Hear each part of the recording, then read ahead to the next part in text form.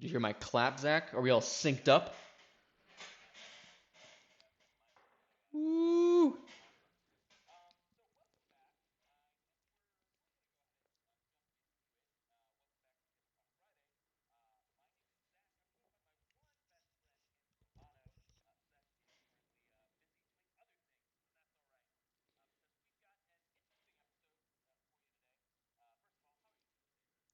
You know, Zach, I'm kind of killing it. After the last 45 minutes of technical difficulties, I'm stoked to be talking about some D&D stuff.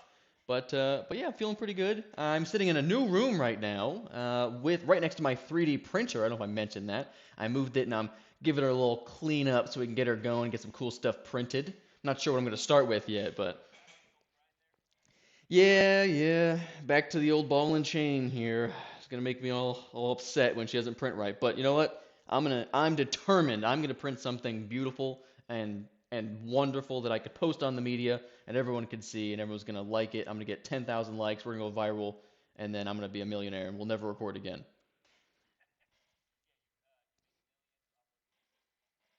Yes, that's kind of the idea. That's as as you said that, I thought those exact words in my brain. Before, as you were saying it, we were completely in sync, Zach. That was gorgeous.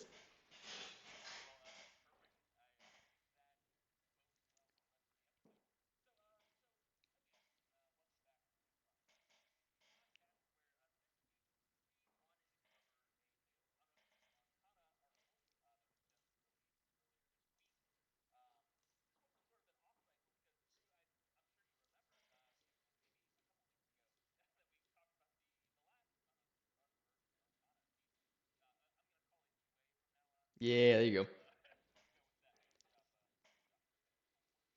Yeah, no, you're right though. You're absolutely right. So we're on 8 now. I'm pretty sure it's UA 8, or they called it Player Handbook 8, something along those lines. And then the seventh one, that was all about the revised marshals as well as the mages, right? The warlock, wizard, sorcerer.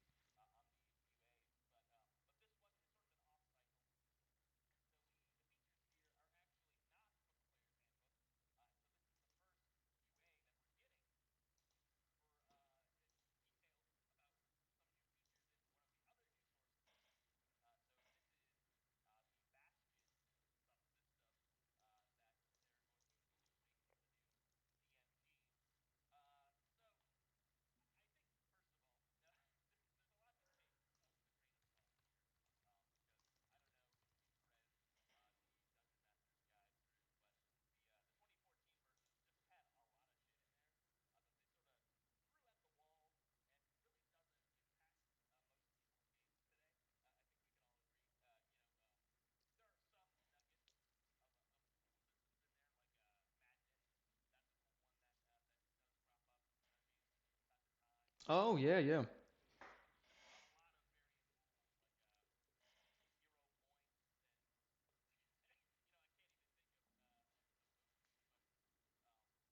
Well, you can't think of them because they're just not relevant to most people.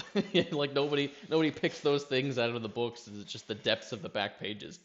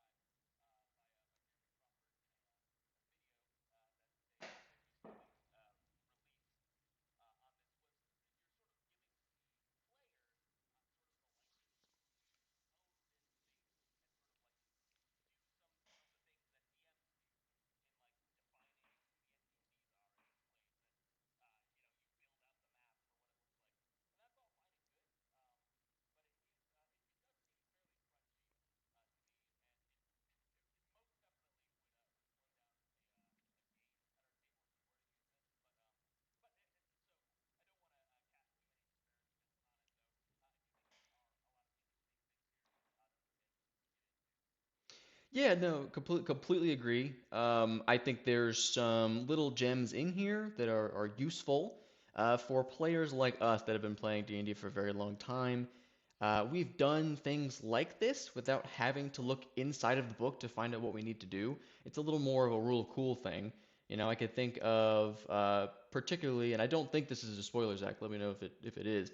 We ended up getting a keep in Storm Kings, and we were able to take care of that keep. We had to get some hirelings to take care of it and guard over it while we were out of town, make sure that no one was like robbing us or something like that. And we took care of that base. It was a really cool spot. We kind of designed our rooms, and we got to tell each other like what the different rooms looked like and how the house was fortified, that kind of thing, which was really cool.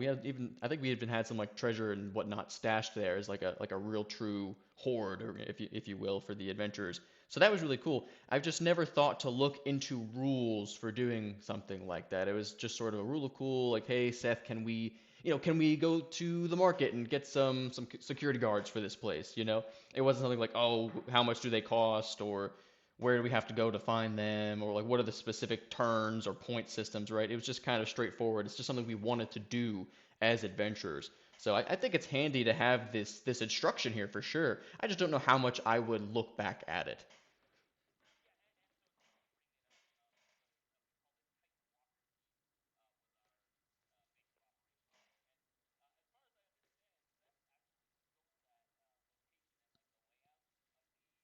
Mm-hmm. Oh,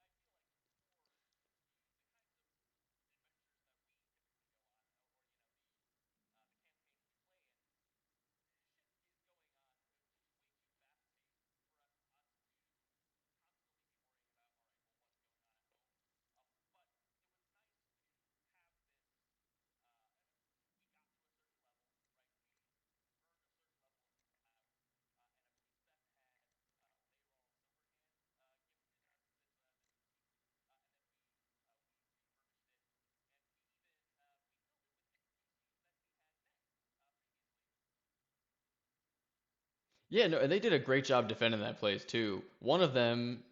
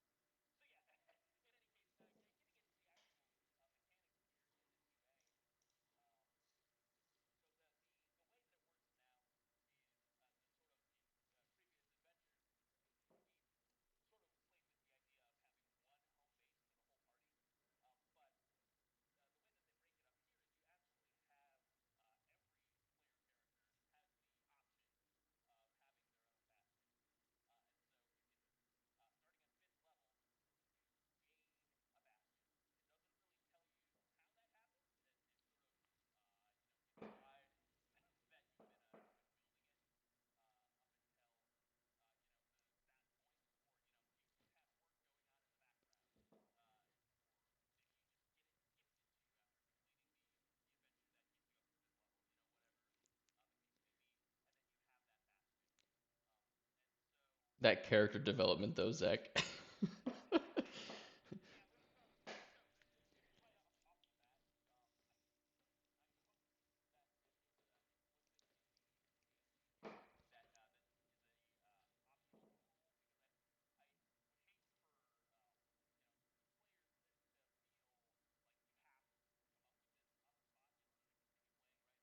Yeah.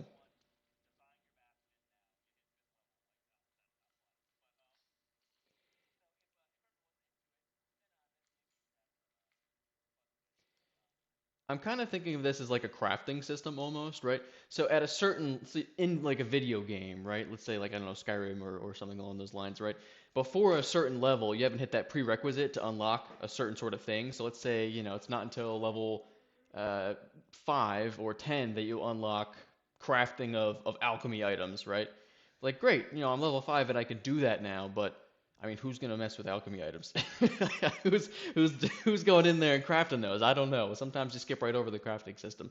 So I think that's kind of what it is. Like you've gotten this to this point in your adventuring career, and if you want to do this, you can now do it. You just can't do it prior to that time.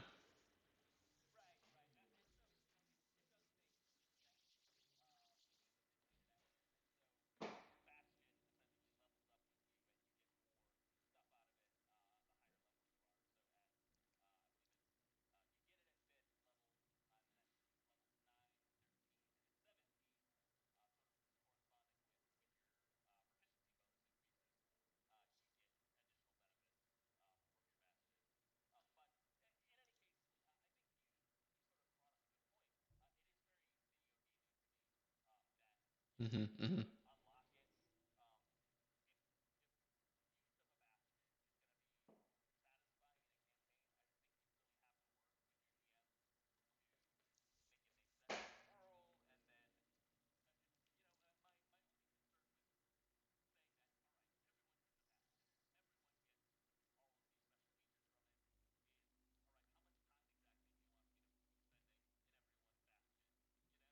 Yeah, yeah.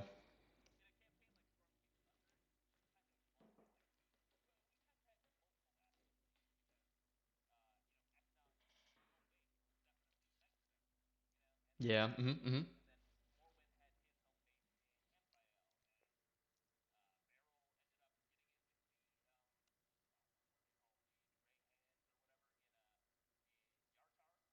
Oh, oh yeah.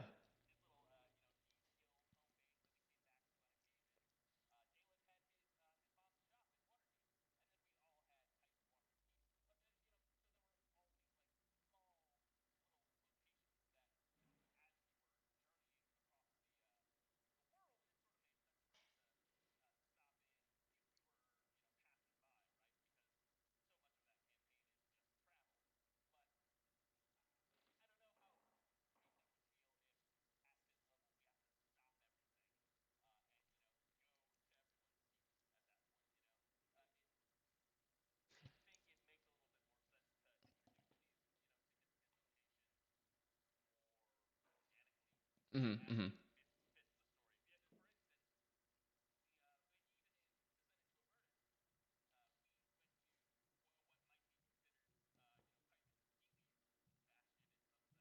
Yeah. Right when Strixhaven came out.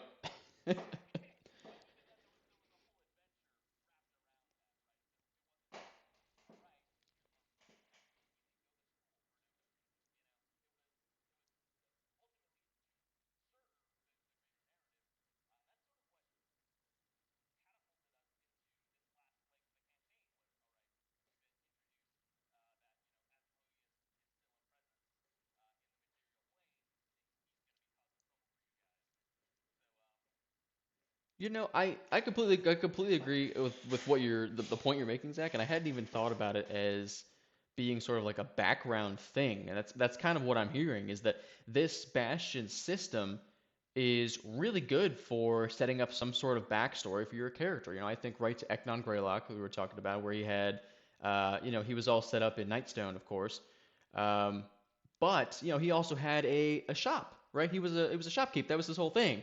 So I think this would have been something really nice to have back in the day to kind of set up exactly how much money I was making from my shop or vice versa. But I absolutely am in love with the idea of using this system as a guideline for setting up your home base, right? So let's say, you're a level 1 character and you're meeting up at the tavern with your buddies, your adventuring group, and you're ready to set out. But they say, hey, I really got to stop by and see my mom because she has this sword for me that she's been crafting, and you go back to your home base, right? Everyone follows you, and it's a perfect way to kind of immerse all the other players into your lore, right? Saying, hey, I'm Ekna, and this is Nightstone, come check it out, and you have it laid out that, if they're here for 5 days, that they can make a healing potion. Or if they're here long enough and they work for some of the shops in the area, they can get, 10 gold pieces before you leave. I think that kind of is where this system would shine. That or a plot device. So, at some point, like you were saying, no spoilers intended for a certain module where a certain character gives you a mansion or a keep or a house or a castle or whatever it may be. And then you have to work on using that to your benefit to the story, right? Maybe it's a house built on I don't know, like an ancient burial ground where there's ghouls running around. You have to solve the mystery or something like that. And then additionally, just as like a little funny thing, whenever I look at this Bastion system, I think heavily of Balloon's Tower Defense, and I would love to do a D&D mini game of Balloon's Tower Defense. I don't know how it would work, but I think it would be really funny.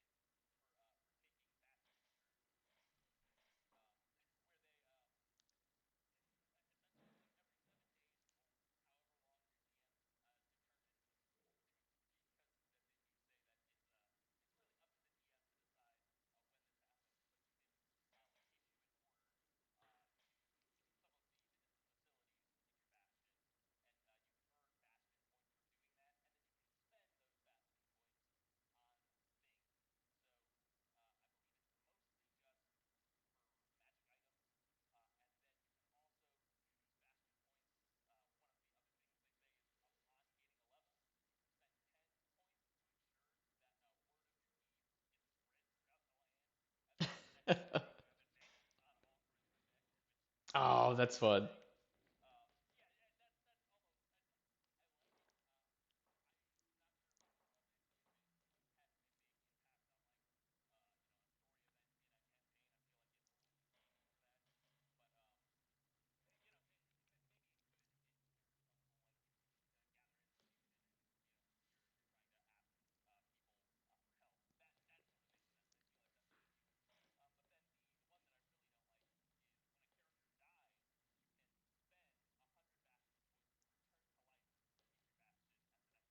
Yeah, no. Uh,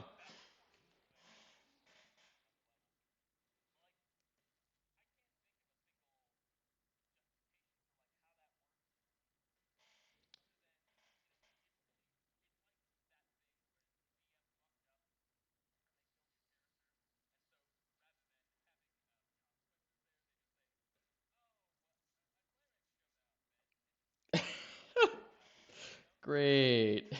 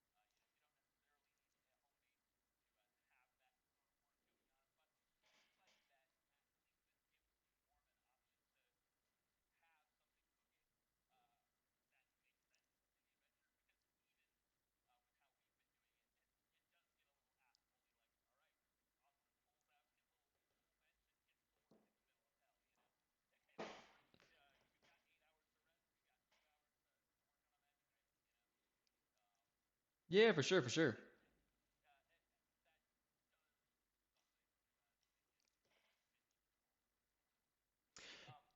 A thought that comes to mind with some of these things, because it very much so feels like when you're in the area of this bastion, you get kind of benefits, right? That's kind of the vibe that I'm getting. It very much so makes me think to the background feats, or not the background feats, the background, what are they called? The characteristics that you get. So, like if you're a hermit, right, you might be able to gather 3 days worth of food or something for you and your compatriots there. Or if you were a soldier, I think you could be quartered in local civilians' homes if you needed to, something like that, right? That's kind of the vibe that I'm getting from this. I wonder if they're going to change those little features that you get from your background based off these bastions. Just because I feel like they were very lightly used anyway, even to this day, they're not used heavily. Of course, except for the meta one, which is the urchin, which allows you to move twice as fast in cities, which we use every single day. Ultra powerful. Ultra powerful.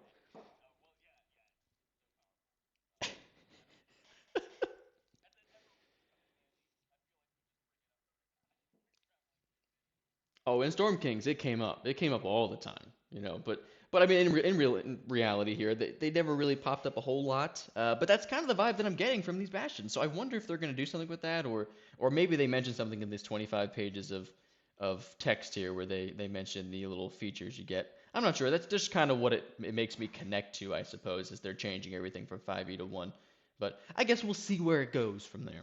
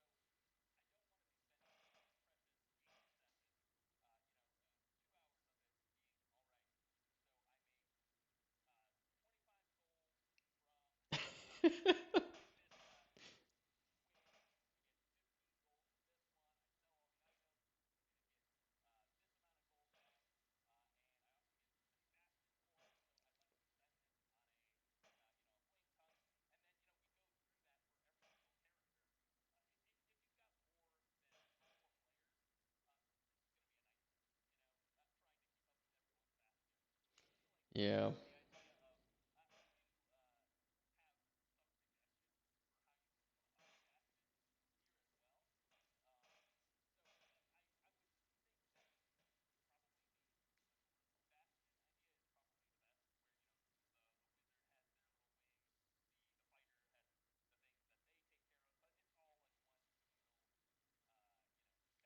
It's like a little town, like a little community.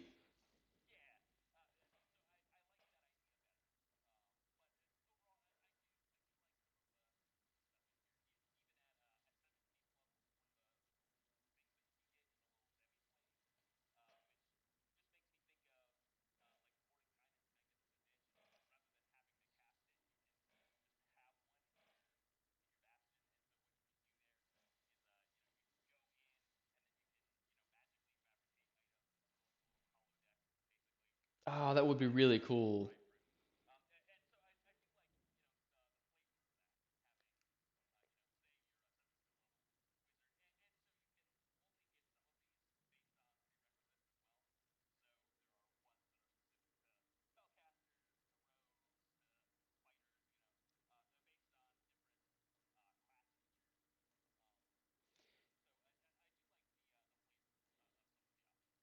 And I think those prerequisites are pretty important because, this is basically a guideline for the things you can do if you wanted to do this at the table, right? So, let's say one of the players is like, oh yeah, I'm gonna build a teleportation circle, and he's like level 2. It's like, well, you don't necessarily have the capabilities to build that yet, but if you were to gather some supplies and do some studying, you probably could.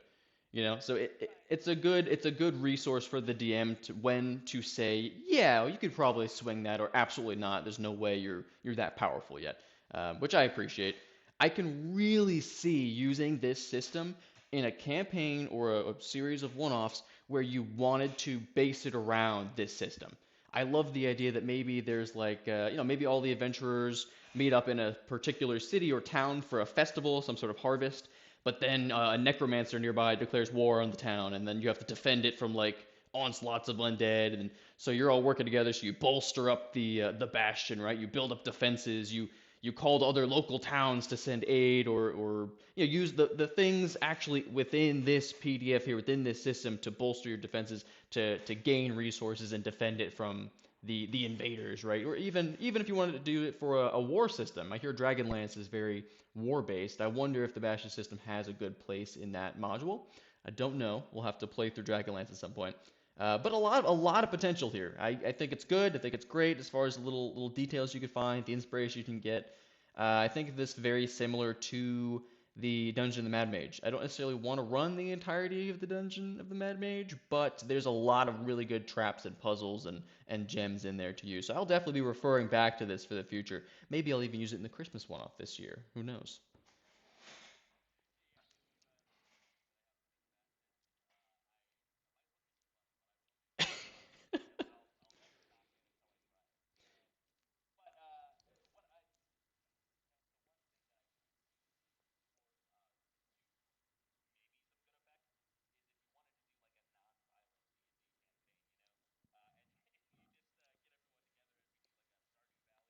Oh yeah.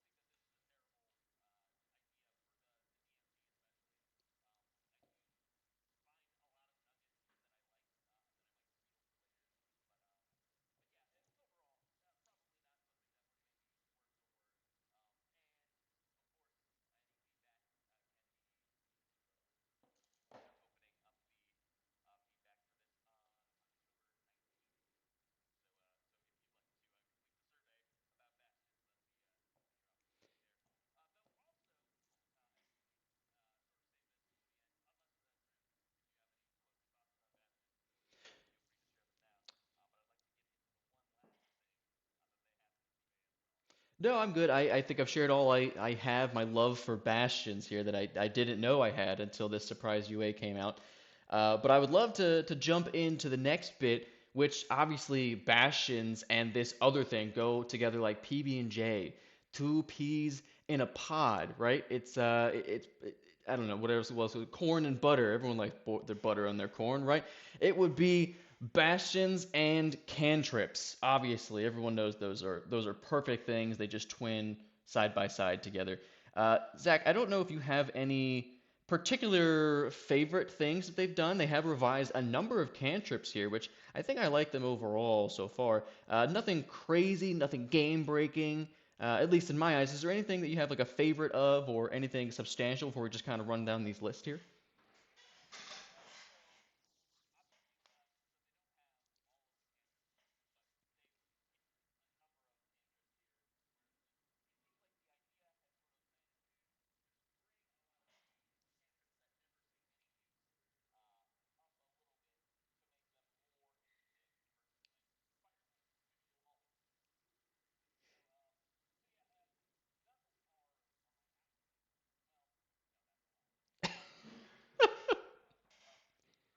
Yes, completely agree.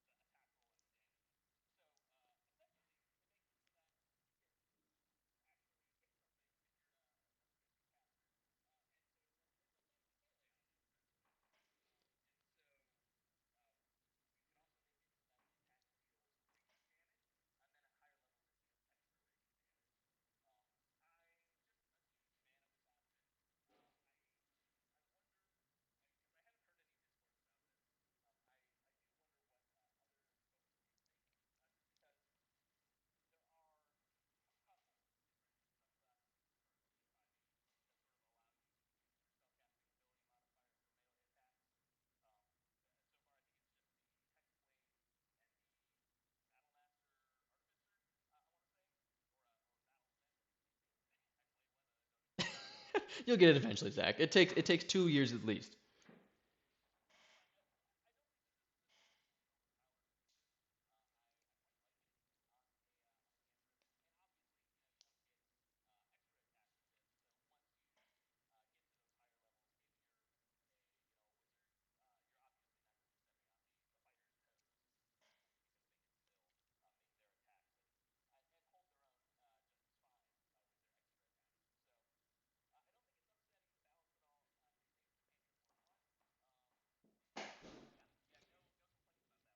No, no, definitely not. No, just quick thought on True Strike there. It's gone from a cantrip that I would never take to something that I just might if I was playing the right character. I love the flavor of a wizard who's not martially, adept, we'll say, right? So maybe there's a dagger on the ground, but someone got really close to me. I'm running low on spell slots. So I cast True Strike, and the dagger animates and slashes at the enemy 5 feet in front of me. I think that's really cool. It's flavorful now. It's a little more fun. So I could see possibly taking that one. Definitely nothing too strong or anything like that. As far as some of these other cantrips here, I think one of my personal favorite changes that they've done is the Friends cantrip. So Friends is the first step into like enchantment charming people, right? And that's a big deal because some people make builds around that, or their characters are heavily involved, such as the enchantment wizard, right? I can see them taking this for sure. So before, when you cast friends, if you charmed the person or not, right? They were still hostile to you at the end of the, I want to say it was like a minute, maybe 10 minutes that they were charmed. It was terrible. So as a low level player, you could talk to these people for like a minute, you can get them to walk away from them, but then they were hostile to you and your friends, which was that's no good. That's not charming, right? That's terrible. Yeah, so I'd rather just sneak around them, you know?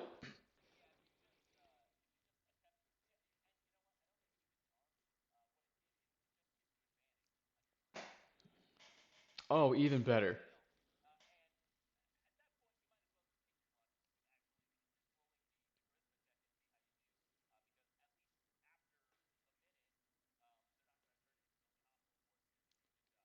Or worse, honestly, just better option, attack them.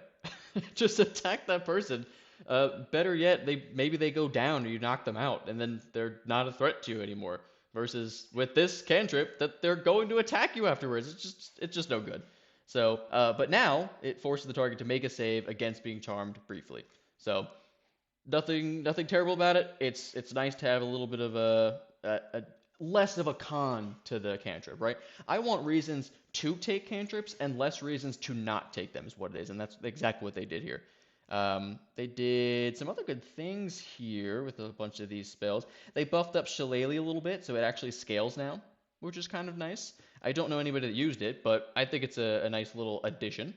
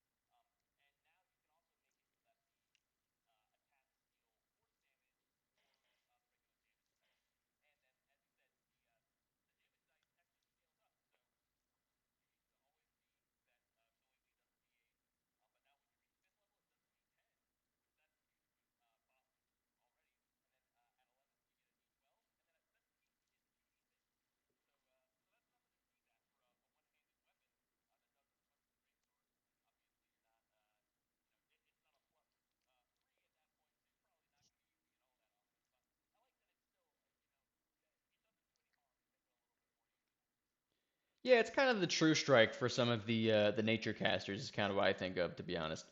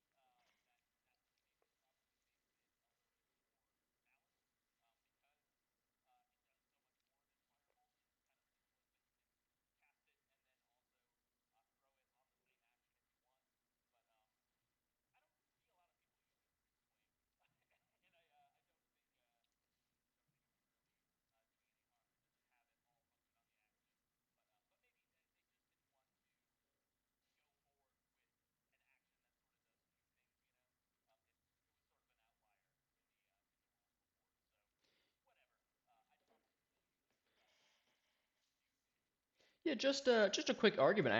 I think I like the change to produce flame because I know there's been situations, especially in this campaign. I play a human wizard, so I don't have dark vision, right?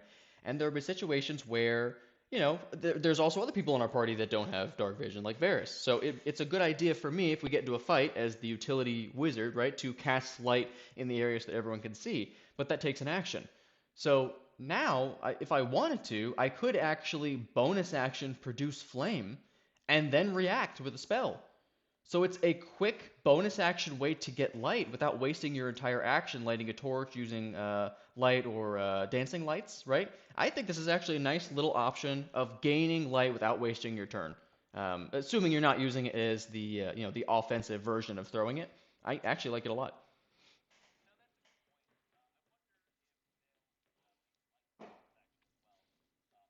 Ooh,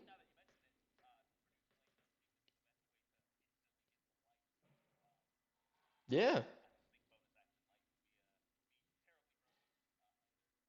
No, but if they bonus action light, then I think they would nerf produce flame because that's what I would take this new produce flame for.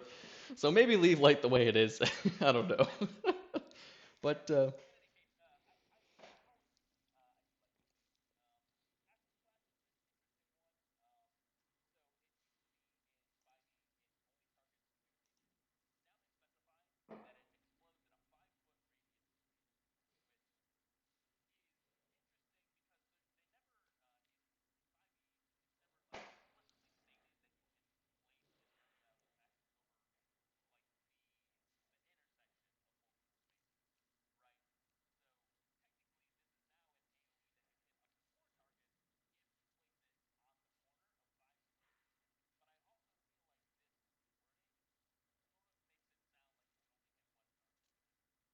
yeah, no, it's confusing for sure.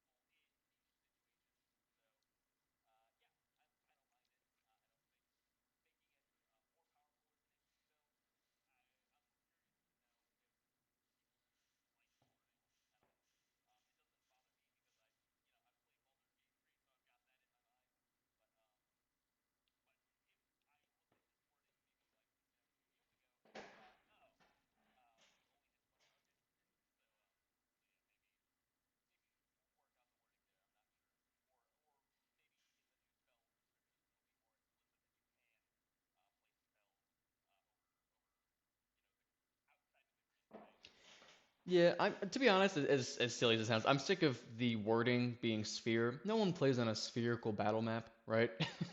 They're always squares. It's a hex thing, right? So just quit using sphere. Just say it's a square. I mean, if you want to flavor it as a sphere, sure, right? But no one's playing on a spherical map of any sorts. Nothing on Roll20, as far as I've seen, has done it. No battle maps we've purchased in person, physical ones have done that. Just call it a square. It's okay. We get it. We could flavor it however we want. It could be a big triangle if I wanted to, flavorfully. But just say it's a square. It makes things easy.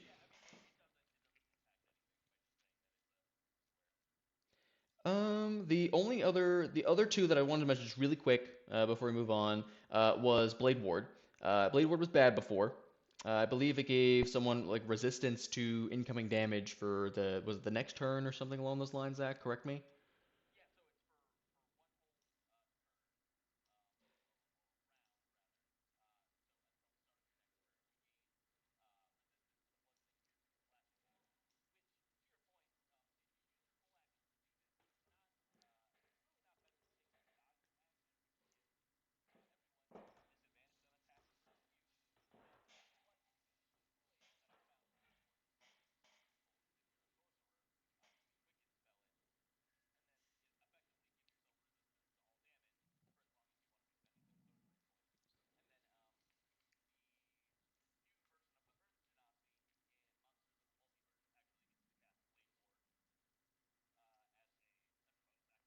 Oh.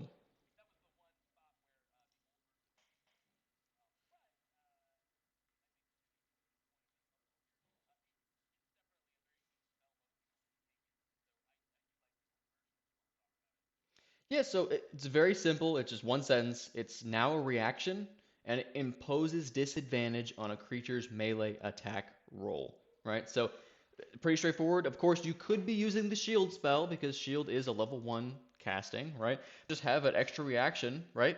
Why not throw this out there? If someone's going to attack you with their sword and you're a little squishy wizard, just throw a blade ward out there. I think it's just a nice one to have as a little backup. I'm not going to rely on it, right? I'd much rather throw out a shield for sure, giving me the extra +5 to my AC. But you know what? If you have the reaction, you can cast something really quick for free. Why not throw a blade ward out there? I like it.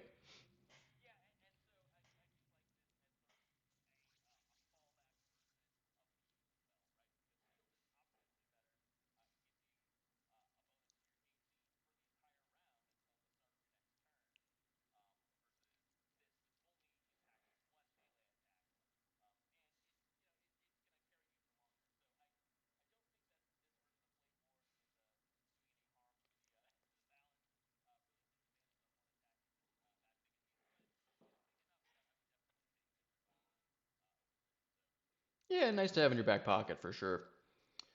The only other one I want to mention very quickly is Spare the Dying. And Spare the Dying, what it did before was it made sure that people were stabilized and not bleeding out, making death saves, right? But it was a touch spell. And so now you actually have a range of this, and it's been added to the Druid list too, which I like. I don't see why it wouldn't be added to the Druid list even before. So now as you level up, you actually get a greater range. I'm not sure what the ranges are. They're not in front of me right at this very moment, but I think it's something along the lines of like 30, 60, 90. Um, so yeah, I mean anything, any range is better than touch. So if I could stabilize one of my buddies from across the battlefield with a cantrip, not using a spell, I'm in. I would definitely have this in my arsenal.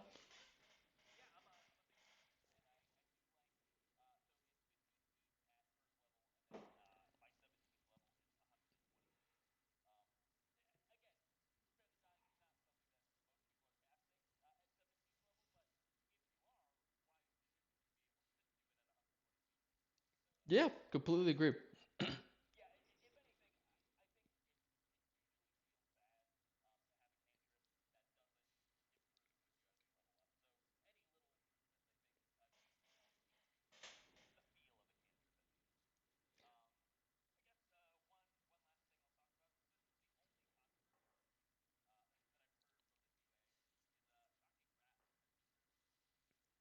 What? Wait, did they really?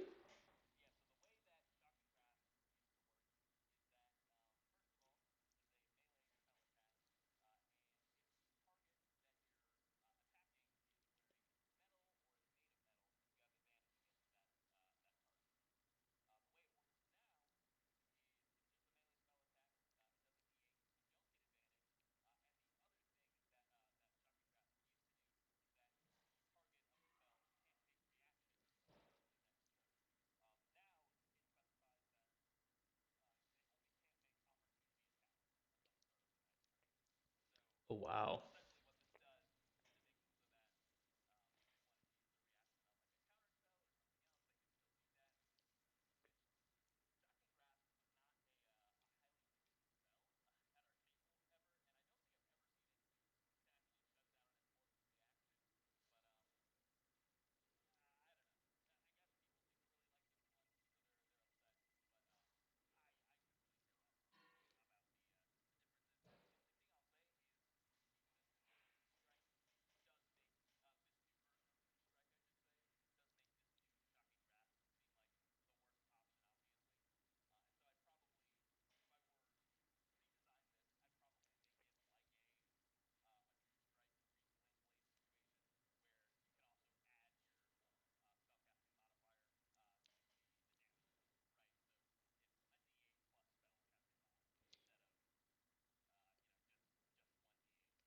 Yeah, I think they definitely need to do something to it because they took all of these cantrips that people may or may not take, right? They're maybe a little less used, and this one definitely got the shortest stick. I gotta say, that's a heck of a nerf for it, and it wasn't even that great before, at least in my opinion. So yeah, hopefully they change that up a little bit. give it a little more oomph because I'm definitely not taking shocking grasp. I didn't take it before, and I'm not taking it now.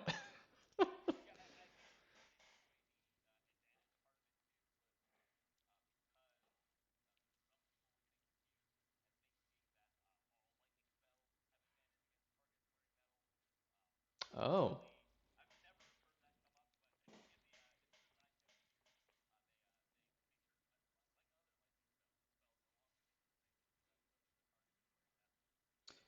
Yeah, I mean, I guess I could see how someone would think that, if they're newer and they're thinking, oh, lightning, it shocks metal and it's a conductor, right? But I've never seen that at the table. I've never heard of anybody thinking that, but maybe it's something that comes up with this new surge of new players recently. So you know what? If that's what it takes to get people to play D&D, I'm in. Take it away, I guess.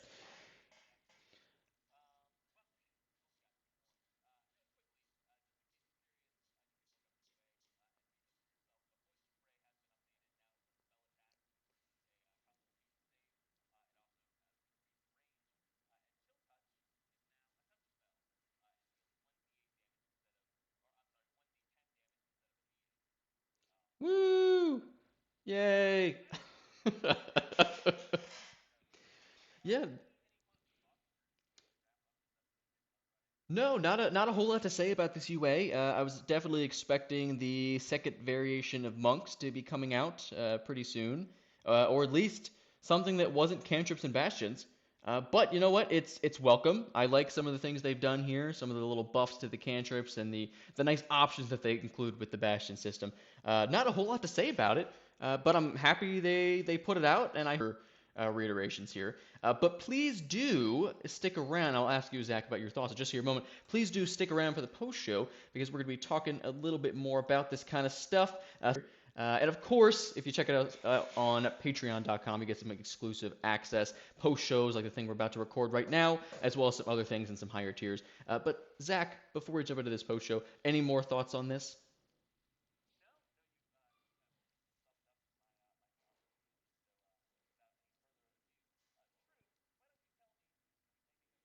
Oh, yes, of course, of course. Can I have relevant to this UA, can I have the Bastion take me out?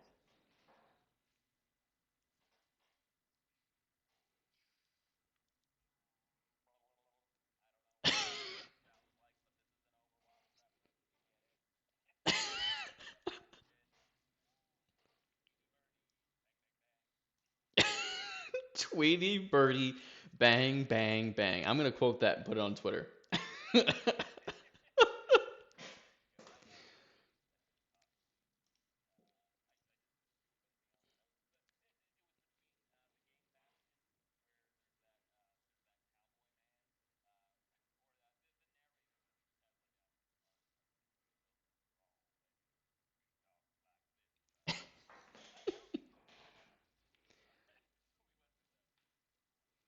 Well, if you're gonna go with that, you might as well have done the high noon reference just to include Matt Mercer in the episode, for those extra clicks.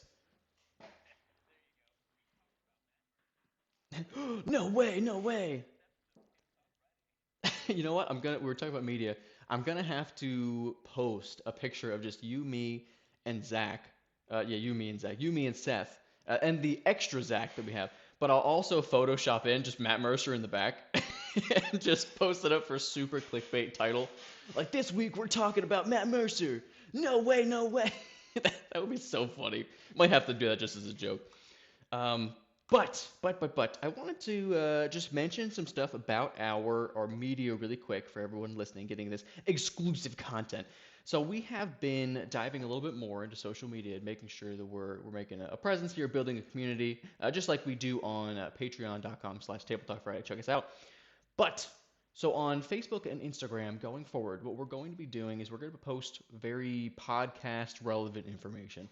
So things like our new episode coming up next week, dates for exclusive content that are coming out, extra things we might be doing there, and as well as changes that might be coming up to the podcast. If there's any sort of schedule changes or even just some tips and tricks on things that we talk about in the podcast, like character design, big bad evil guys, different monsters, the incredibly popular frequently cast spells series that we've done, levels 1 through. Have we done 9 yet, Zach, on the frequently cast spells? I don't know.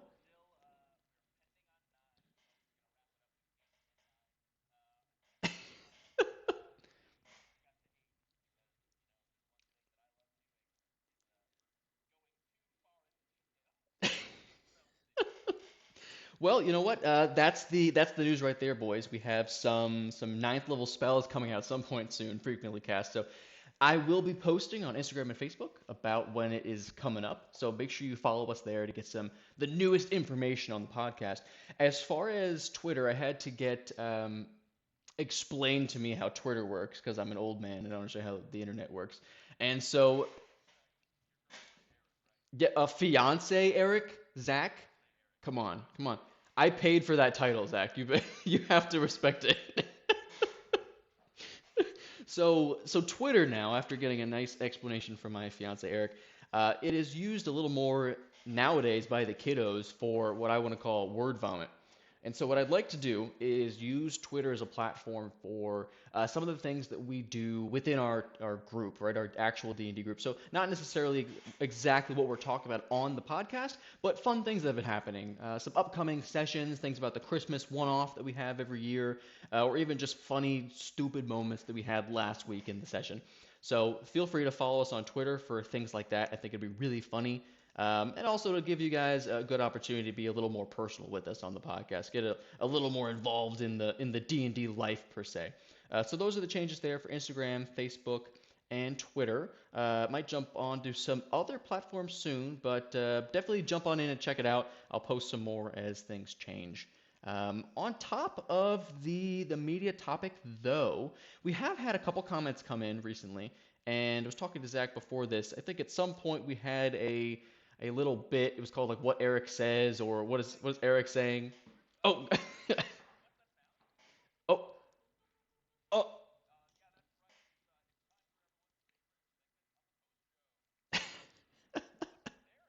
What's up with Eric? What is up with Eric? Let's check on into one of our messages here from.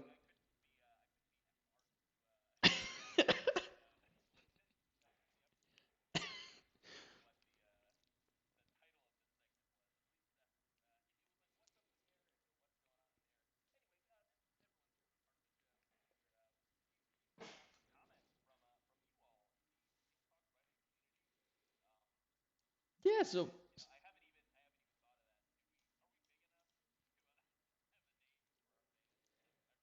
they're Eric's. They're all Eric's, man.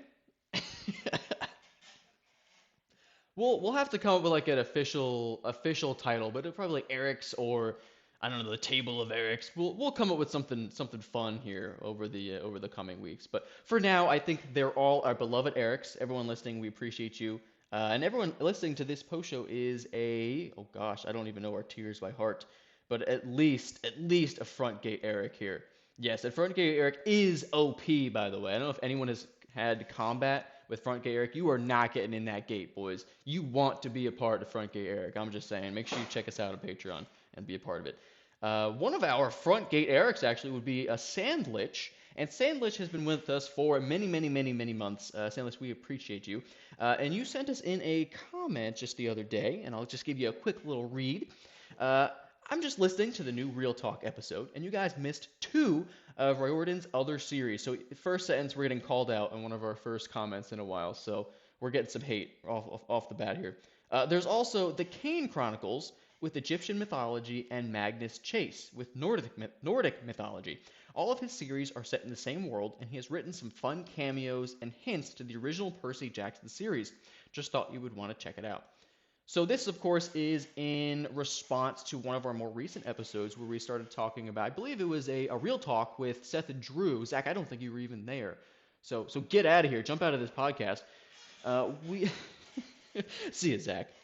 Uh, click. We were talking about Percy Jackson and how much we loved it, and I believe we connected it to the Odyssey book that our buddy Sean is actually thinking about running for us, the Odyssey module, and it's very involved in gods and deities, religion, and sort of a like a Greek mythological inspiration going on. Really stoked about it. I'm thinking about actually playing a grave cleric to Hades, right, which would be really sick. But I think it'd be really cool. I hope you're thinking about this, Zach. But yeah, I had not heard about these other series, the Kane Chronicles or Magnus Chase, and I'm a big fan of Egyptian mythology, as well as Nordic. I think Nordic is really cool. It really makes me think of the Rune Knight. Honestly, is what it really makes me think of. Just these busted characters in D&D that just really holding their own. We've told countless stories about Sean running Nuth, the bugbear rune knight, who was an absolute monster of a character, doing oodles of damage. All of his magical weapons that were created for him by Oswin, of course, really synergized well. And this man just did insane amounts of damage until he was no longer with us. Spoiler alert if you have not watched the previous episodes. Um, Zach, I don't know. Have you read through the Percy Jackson series?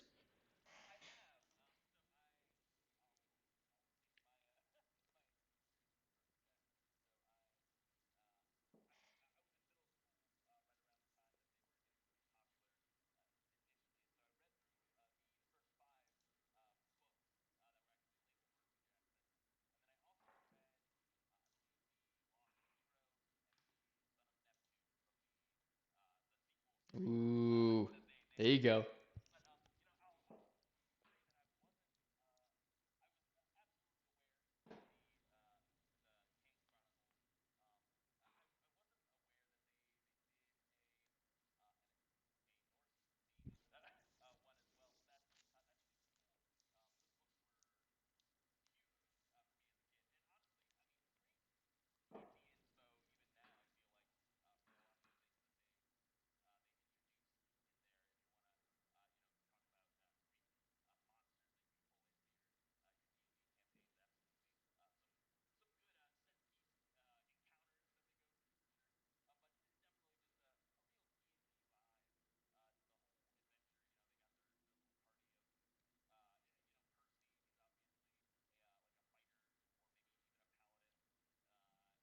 Hmm.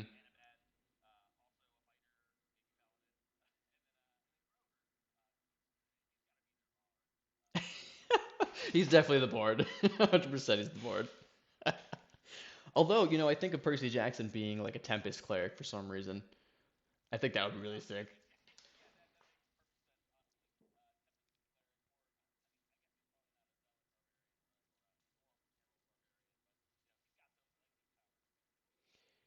Well, I feel like he's definitely got some barbarian, at least that rage ability towards the end of the books, without any spoilers, because he gets the that little thing that happens to him where he becomes kind of invincible. So that's kind of what makes me think of is going that full Percy rage. Now, Zach, just kind of talking about the Greek mythology, have you thought about, and I don't know if you've committed to this yet or not. It's been a while since we chatted about this in the group chat. The upcoming campaign that Sean wants to run in this Odyssey book, Odyssey of Theros, I believe it's called. Have you thought about what you might want to play? And if not the character, maybe what god you might want to kind of be themed with? You're thinking like a Neptune water vibe, or maybe a Zeus lightning tempest cleric, something along those lines. Have you given it any thought?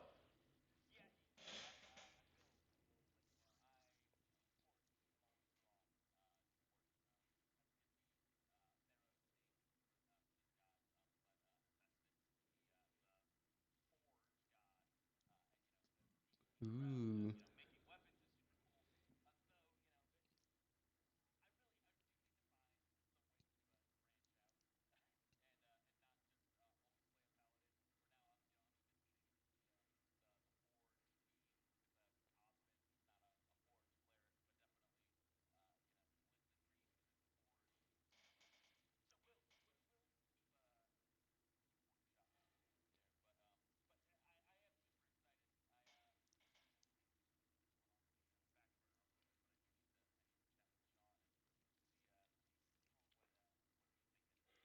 Now, Zach, you've talked to me a million times about how you love to play druids, and I've yet to see you play one in a longer term game. Are you thinking at all about doing like an Artemis, goddess of the hunt, ranger, druid, multi-class? I feel like you would love something like that.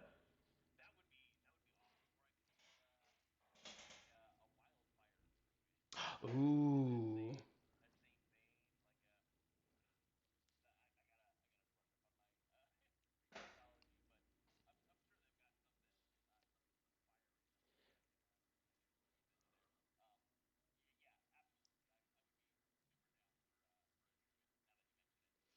I feel like if you did a wildfire druid, you could do like a Hephaestus, Persephone matchup or something like that. I don't know how you would do it. I think Persephone was she was all about gosh, I'm terrible with my mythology. I don't think she was like entirely nature, but I know she had something to do with flowers and plants for sure. Because wasn't she taken down into the underworld? She did had some sort of garden down there, I believe. Oh, maybe it was life. I don't know.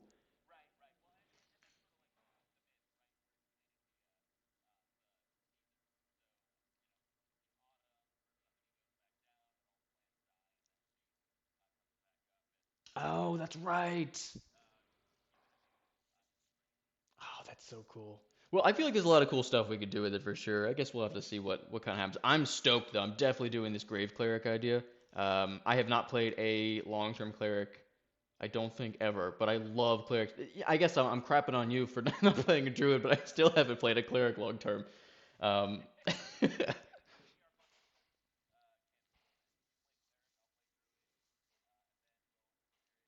and we'll never have to worry about healing again if you have a druid and a cleric on the same team. We're perfect. Everyone else could do just damage. It's totally fine.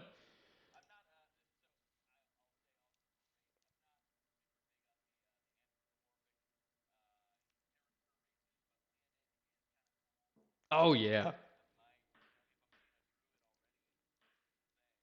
Ooh. Oh, I'm thinking like a well. First of all, for anyone listening, the Leonin are like lionkin. What they're like lion people, right?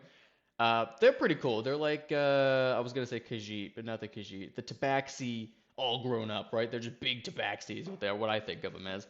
I think a nature version of that would be really sick. Maybe your main was like burned off or something in some sort of I don't know some sort of accident or combat. Yeah.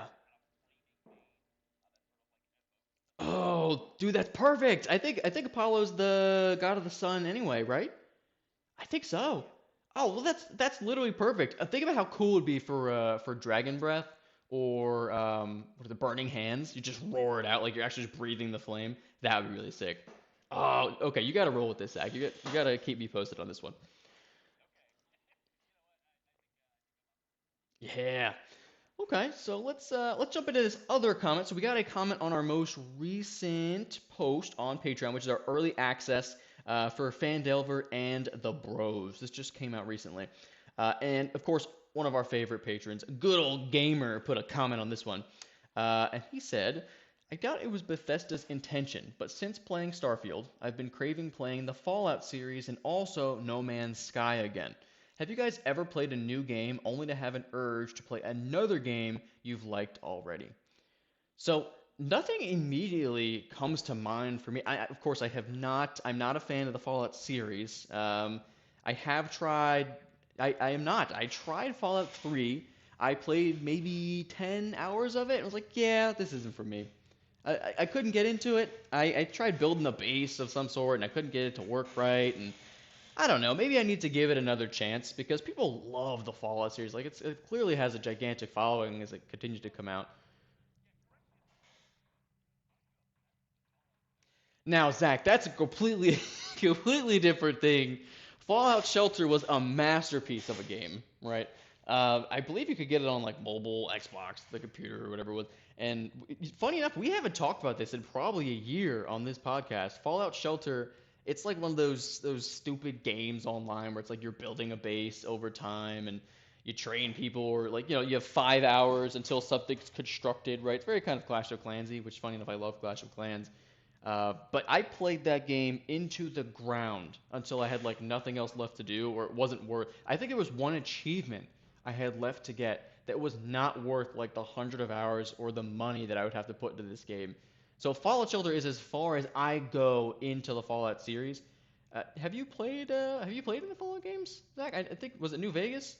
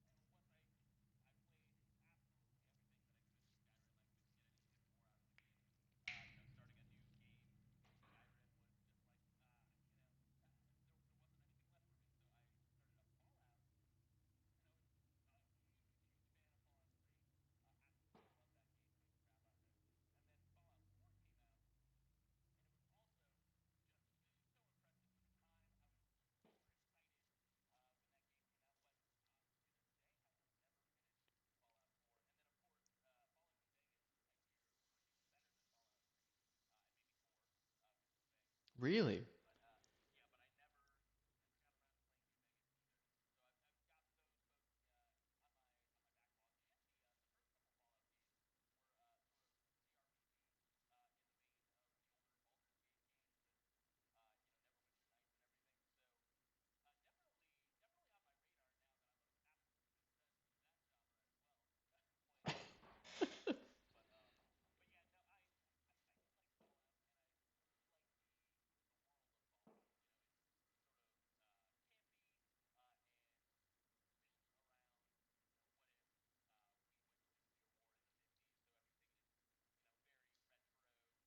Hmm.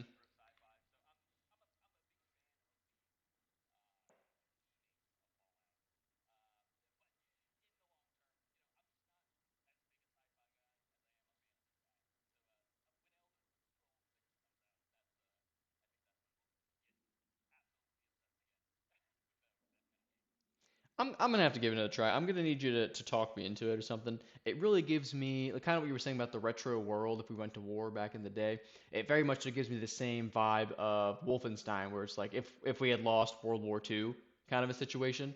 I think it's a really cool concept that it makes for a very interesting like dystopian world. I love that kind of stuff. But I guess as far as your question, good old gamer, one of the games, well, I guess a really good example actually would be when Last of Us 2 was about to come out. I know we've chatted about this before. When Last of Us 2 had come out, Zac and Seth were like, Drew, you've never played The Last of Us? And we immediately played through the entirety of well, I played through the entirety of Last of Us 1 with Zac and Seth just cheering me on from the couch. It was an absolute blast. I loved the game. Definitely made me want to play the first one, and I played the crap out of the second one too when it finally came out. But as far as something for me specifically that I don't think Zach has played. When I played Red Dead 2, which, by the way, if I have not hyped this game up enough on this podcast, Red Dead 2 was a beautiful game, well crafted story. Rockstar did a fantastic game, one of the best graphics of any of the games of this generation at this point. Um, when I finished Red Dead 2, I so badly wanted to just boot up my Xbox One and go play Red Dead 1 again. The story in Red Dead 1 just sets up Red Dead 2 perfectly, and I remember the ending of Red Dead 1. I won't spoil it in case you haven't played it. But oh my God, Zach, I cried. I cried at the end of Red Dead 1. I think there's like three games that have ever made me cry, and Red Dead 1 was one of them. I think back to it all the time, and after playing Red Dead 2, which you play some characters from Red Dead 1 in Red Dead 2. It's like a what do you call it? Like a prequel. And God, what a good game. I want to boot it up right now and go play Red Dead 1, especially after playing Red Dead 2 just because of the graphics. I think they've actually remastered Red Dead 1 since then, which I might just have to pick up and re-experience it because man, what a game. If I can convince you to play Red Dead, Zach, it was so good. Really, really loved that game.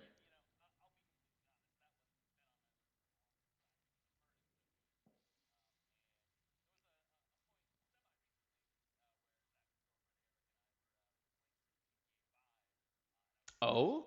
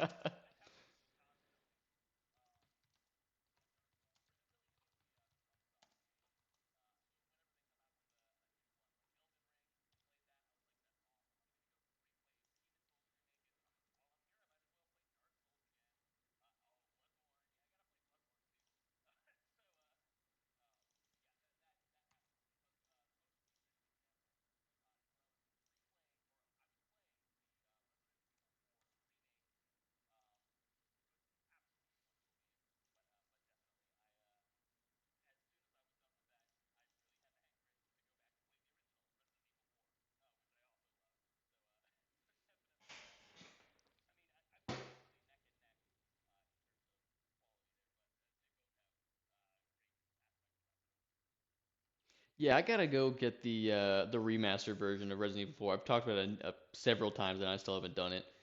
I'm sidetracked by watching gameplay for Mortal Kombat 1. To be honest, I'm really excited to go play this game now. I'm still waiting on Baldur's Gate 2 though, so I'm just waiting on all these games. Shut up, Zach. You shut up right now.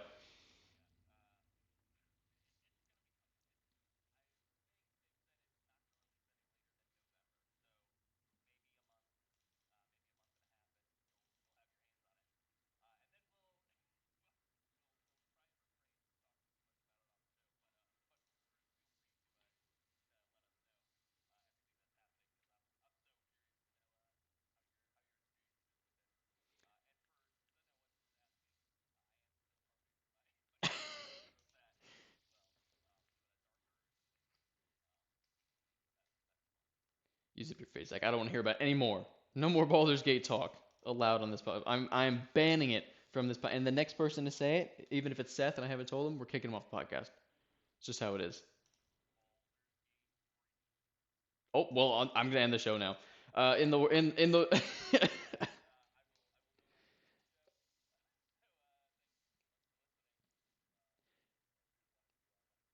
yeah, in the words, the great words of our Lord and Savior Charlie, Moist Critical, Penguin Zero. That's about it. So yeah,